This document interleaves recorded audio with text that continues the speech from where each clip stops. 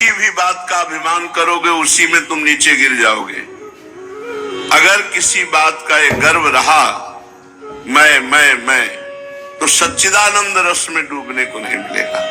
जब गुरुजनों ने इस मैं को मिटाया तब वो बात समझ में आई। नहीं, ये मैं बिना गुरुजनों के नहीं मिटता है, पक्की बात समझ लो। साधना का एक मैं चढ़ा रहता है अंदर कि मैं, और जब तक ये मैं है तब तक भगवत प्राप्ति, भगवदानंद, ये सब बहुत दूर की बातें हैं। गुरुजनों की कृपा से इसका मर्दन होता है। अगर भगवत प्रेमी महात्माओं का संग मिल जाए तो इस अहंकार को वो चूर चूर कर देते हैं और उनकी कृपा से मन इतना भयभीत हो जाता है कि दोबारा अहंकार करने लायक नहीं रहता। इसलिए बड़ी कृपा है उनको जो महत्संगस्तु दुर्लभो कहा गया है, वो महापुरुषों का संग प्राप्त हो जाए तो हमारी सारी बात बन जाए। पूज्यपाद ब्रह्मबोध संपन्न महान परमहंस अवधूत श्री उड़िया बाबा जी महाराज।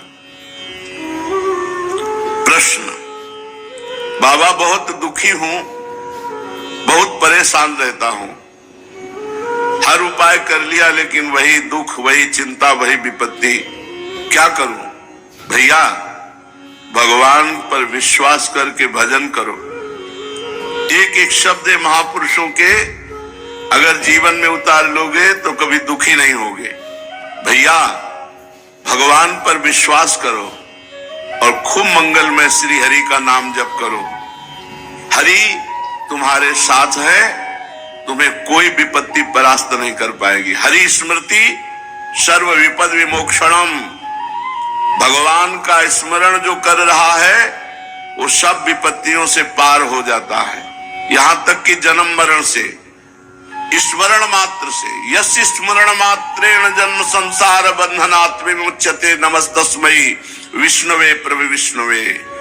विष्णु शास्त्र नाम में जो भगवान का स्मरण करता है वो जन्म मरण चक्र से विमुक्त हो जाता है। छोटी मोटी दुख और विपत्तियों की तो बात ही क्या। भगवान की शरण में हो जाओ। दुखी होना, अविश्वास करना, संशय करना, ये सब पतन के मार्ग हैं। दुखी भी नहीं होना चाहिए। अगर भारी से भारी दुख आए तो लड़ो, सहो, भगवान नाम जापक हो, उसको सह जाओ। दुखी नहीं होना। दुखी होने का मतलब है शरणागति पे अविश्वास।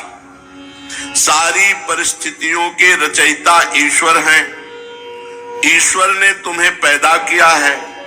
जिन प्रभु ने तुम्हें बनाया, जिन प्रभु ने तुम्हें पैदा किया इस संसार में, वही तुम्हारे कर्मों को मिटा सकते हैं। दुख मिलता है पाप कर्म का फल, और लौकिक सुख मिलता है पुण्य।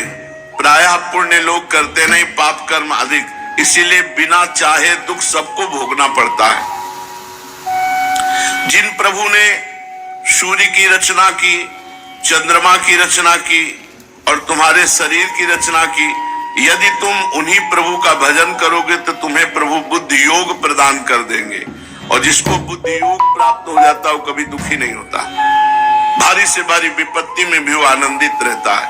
तेषाम सतत युक्तानाम भजताम प्रीति पूर्वकम ददामि बुद्धि योगम तम येन माम उपयान्ति ते। जो प्रेम पूर्वक भगवान के नाम का जप करता रहता है, भगवान उसे बुद्धि योग प्रदान कर देते हैं। किंतु आवश्यकता सर्वतो भावेन अपने आप को भगवान की शरणागति में पुष्ट करना है। मेरा तन, मेरा मन, मेरा प्राण, मेरा सर्वस्व श्री भगवान को समर्पित है, क्योंकि ये श्री भगवान का ही है। और खूब नाम जप। अपने आप को भगवान पर न्यौछावर करके देखो।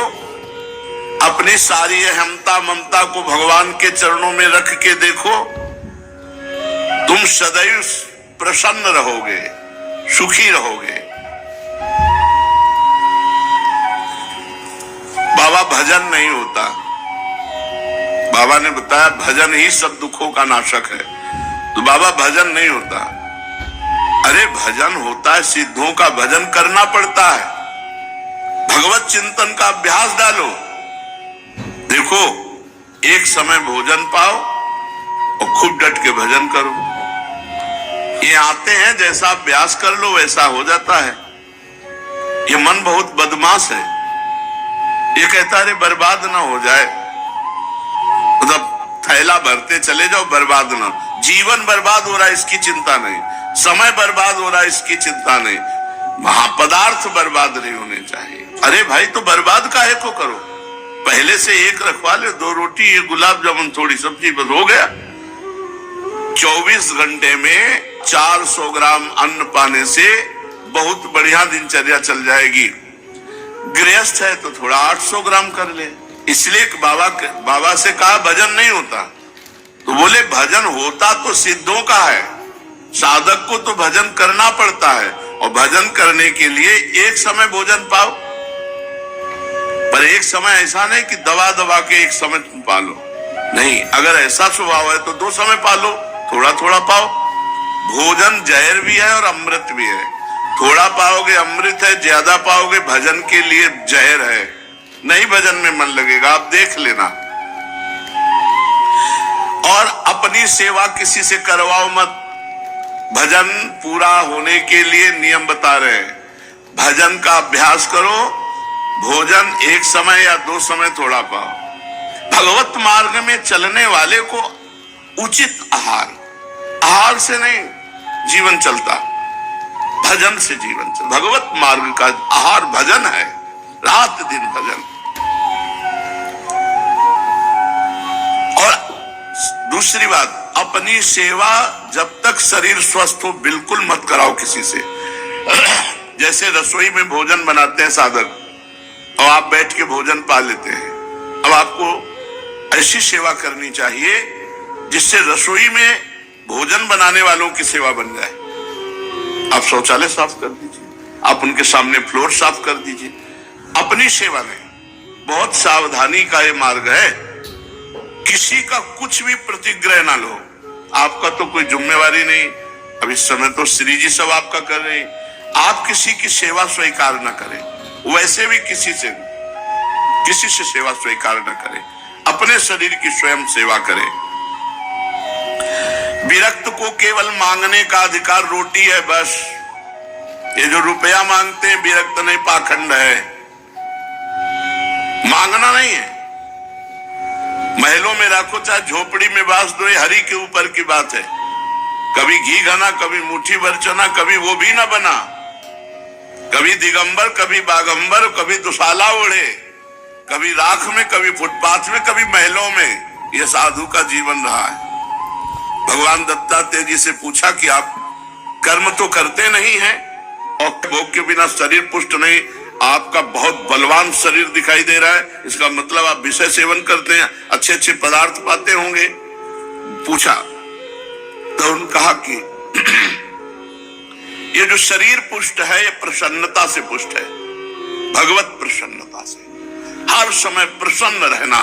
देखो आप अभी खिल जाओगे, लेकिन चाहे जितना करोड़पति हो, वो चिंता में ही अरबों के रुपया में लगा हुआ है। 100 रुपया वाला 1000 रुपये का चिंतन, 1000 रुपये वाला 10,000 का, 10,000 वाला लाख का, करोड़ करोड़ अरब, बस चिंतन में वो सूखा जा रहा है। भगवत चिंतन नहीं, भोगों का चिंतन, रुपये का चिंतन, नाना प्रकार के विषय पदार्थों का चिंतन। इसलिए विरक्त को केवल मांगने का अधिकार है रोटी बस। भगवान आदि गुरु शंकराचार्य जी ने कहा, भिक्षान्नम औषधम क्षुध व्याधि चिकित्सताम। क्षुधा रूपी व्याधि की चिकित्सा करो भिक्षा रूपी अन्न से, और सदगृहस्थ अपनी कमाई का खाओ। ये नहीं कि यहाँ हलवा बट रहा है, हाथ फैला दिए, नहीं। क्यों? हम क्यों दूसरे का पाएंगे? नहीं पाएंगे। हम मेहनत किया है, अगर वो हलवा पाते हैं तो 5 रुपया उसके पास रख देते हैं, वो नहीं लेता है तो हम हलवा नहीं लेते। किसी आश्रम में पाते हैं तो अगर हम कहीं पाए तो कितने का पा जाएंगे, तो 50 रुपया, 100 रुपया, तो हम वहां ठाकुर जी के सामने 100 रुपया रख देते हैं जाके। गृहस्थ आदमी कभी दूसरे का अन्न न खाए। विरक्त केवल अन्न मांग सकता है, रुपया, पैसा, वस्त्र नहीं। उसकी व्यवस्था योगक्षेमम भाव में हम स्वयं श्री भगवान करते हैं। विरक्त को गृहस्थ के घर में शयन करने का अधिकार नहीं।